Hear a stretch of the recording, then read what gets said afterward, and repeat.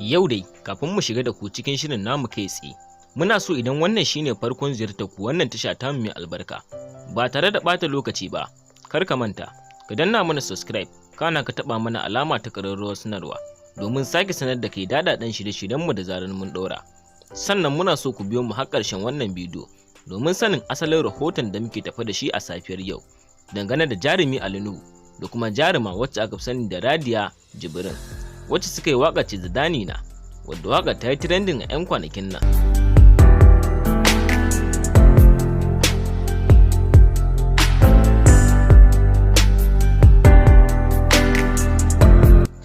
Bayyanar wani rahoto mai cike da tarin abun mamaki wanda duk wanda ya samu wannan sakon tabbas ya girgiza kai, domin wasu da dama ma ba za su yadda ba.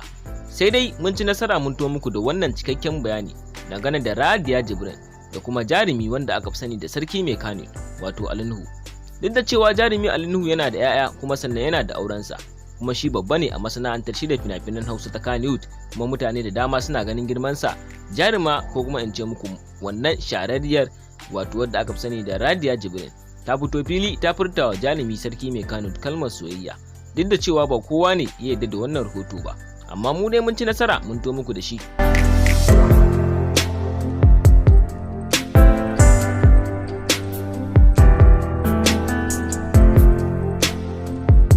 Shin menene ra'ayinku dangane da wannan abu da yake so ya faru, ko kuma in ce muku wannan al'amari da yake so ya afku a masana'antar shirya fina-finan Hausa ta Kannywood? Sai dai shi jarumi sarki nuhu 'ya'yansa sun fito fili sun nuna rashin jin daɗin sa, ko kuma in ce muku sun nuna rashin jin daɗin su dangane da wannan abu da yake kokarin yi, domin cewa ita wannan wacce aka fi sani da radiya jibrin suna so su ce ma kamar 'yar tasha ce, bai kamata a ce babansu ya aure ta ba, domin mutane da dama suna ganin girman sa, kuma sannan yana da manyan 'ya'ya. Shi ma dai jarumi sarki nuhu ya ce tunda aka yi bidiyon ci zadani na, gaba ɗaya jaruma radiya jibrin ta gama burge shi, ta gama tafiya da shi, domin shi idan har zai ƙara aure ba shi da wata wacce zai aura sai ita. Wannan shine sakon da sarki mai kano ya furta.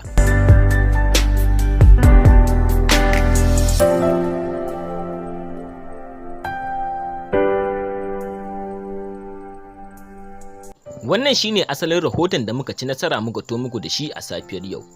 Duka dai ba tare da ɓata lokaci ba, ko kuma ku ce mun dame ku da wani dogon surutu. A nan za mu karkare muku tabarmar shirin namu ne, muke cewa idan da dai da rabo, Allah ya ƙara sada mu da ku a cikin wani shirin namu na gaba, amin. Sannan kar ka manta, idan wannan shine farkon ziyartar ka ko kuma farkon ziyartar ki wannan tasha ta mai albarka, ba tare da ɓata lokaci ba, muna so ku danna mana subscribe, kana ku taɓa mana alama ta ƙararrawar sanarwa domin sake sanar da ku daɗaɗɗen shirye-shiryenmu da zarar mun ɗaura. Mun gode.